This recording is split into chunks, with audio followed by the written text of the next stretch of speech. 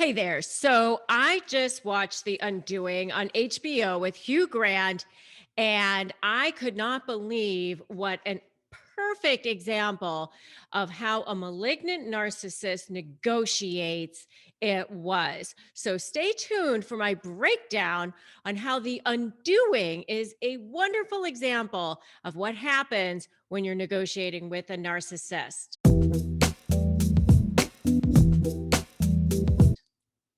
Hi, I'm Rebecca Zung, and I've been recognized as one of the top 1% of attorneys in the country. And I've written a couple of best selling books, Breaking Free and Negotiate Like You Matter.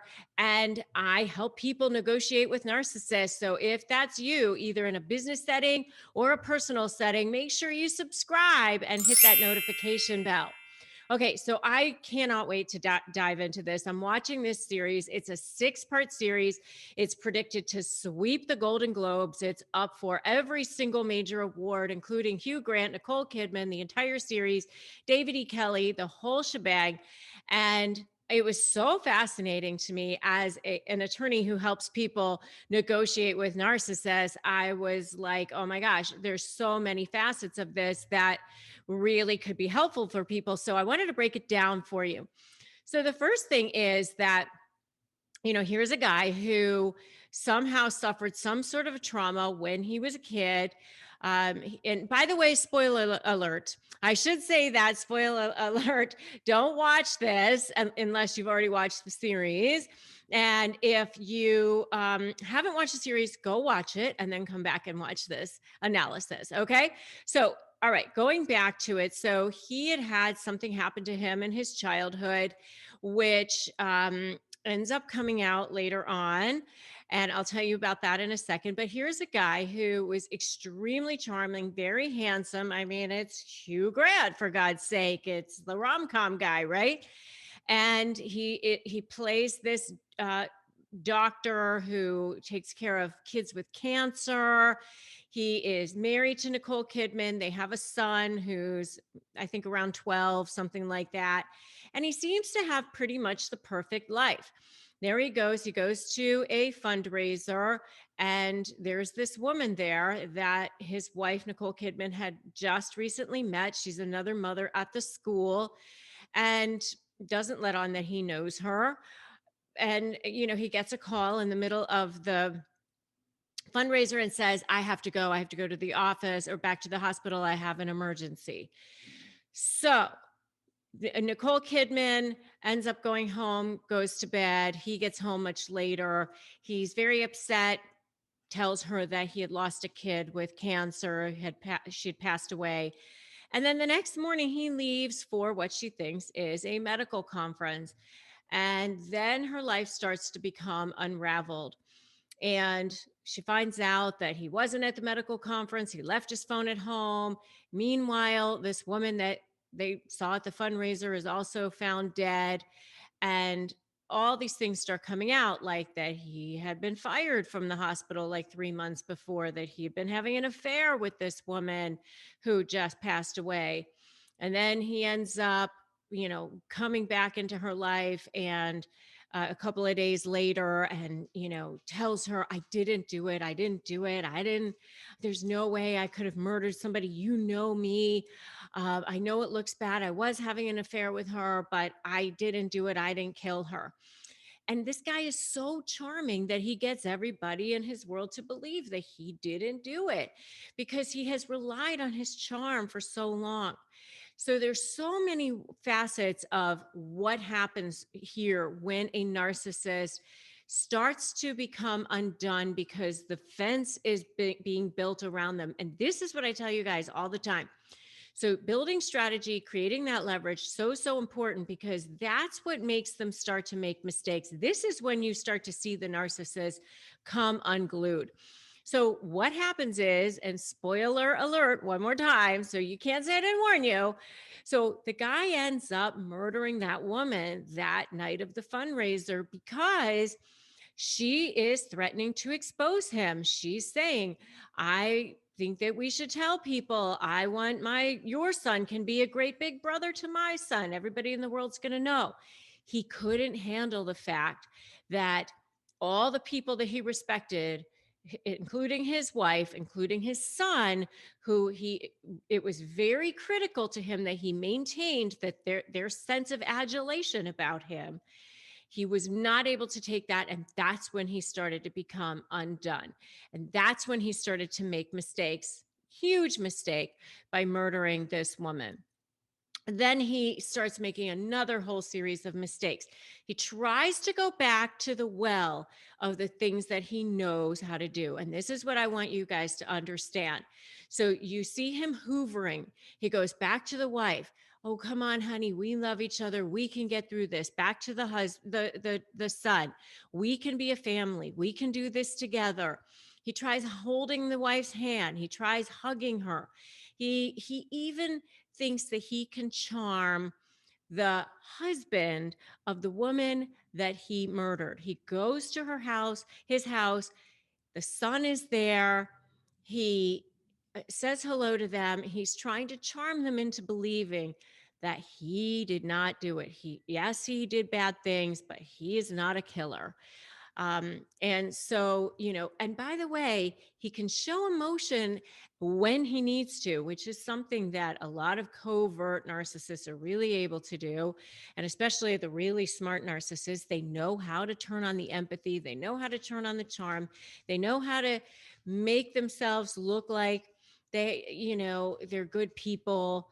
But they're also prone to this magical thinking, this distorted thinking that they can get everybody to just be charmed by them, that they can get people to forget about what it is that they did.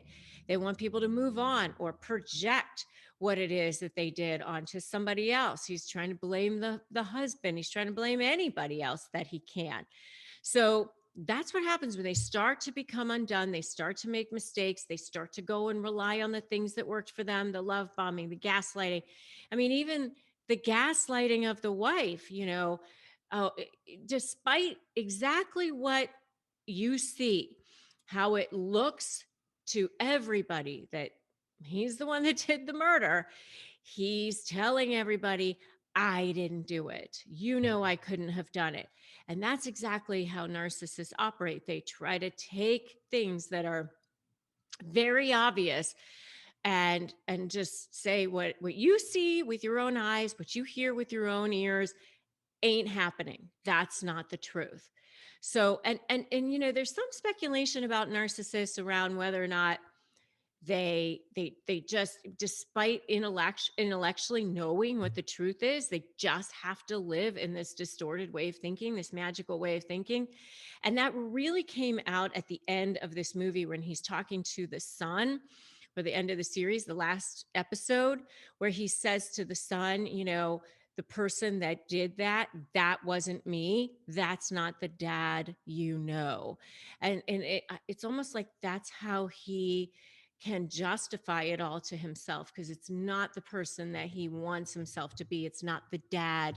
The last part of his undoing is where they find out that the son had found the murder weapon at their beach house where he had been hiding out, and the son actually runs it through the dishwasher twice to protect him and holds on to it to protect the father, because he knew the father had done it. Can you imagine this 12-year-old son?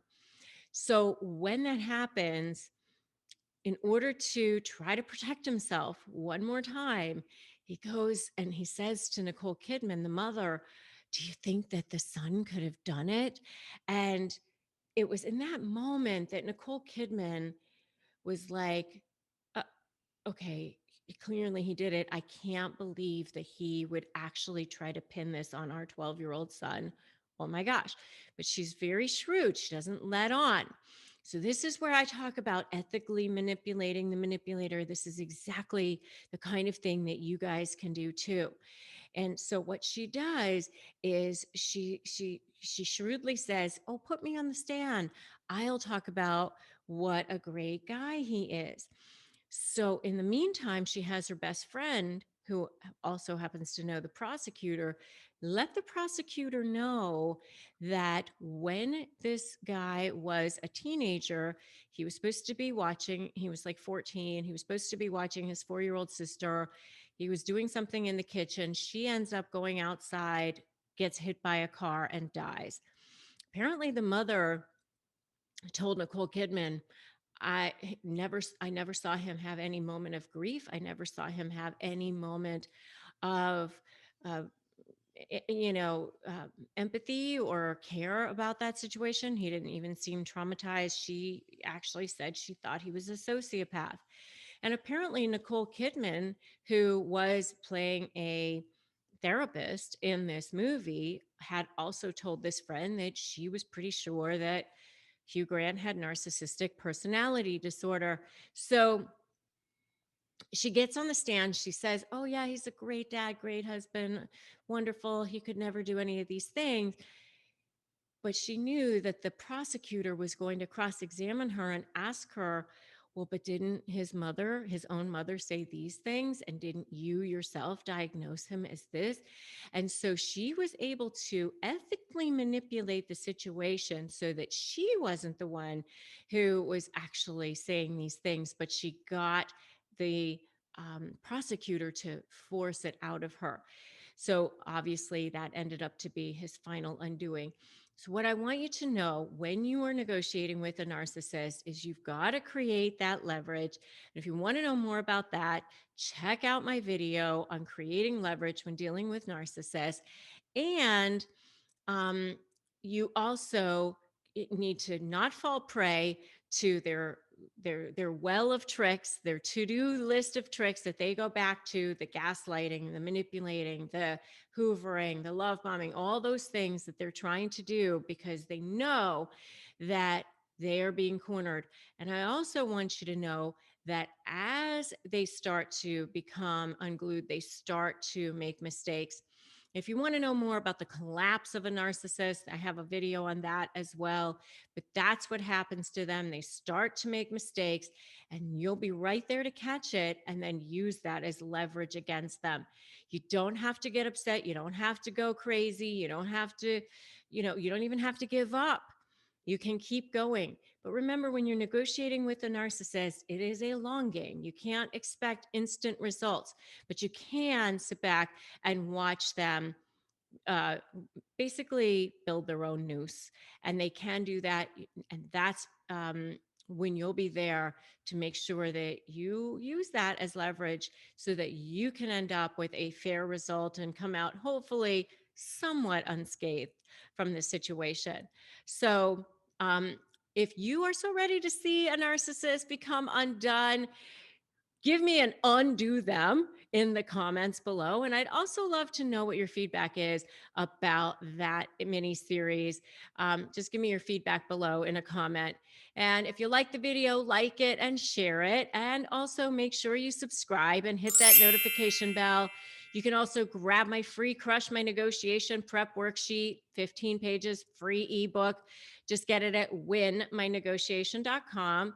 And also feel free to join my free private Facebook group at Narcissist Negotiators with Rebecca Zung. I'm Rebecca Zung. I'm so glad that you stopped by and checked out my analysis of how the undoing is actually like negotiating with a narcissist. And remember, today is a great day to start negotiating your best life, and I will see you in the next video.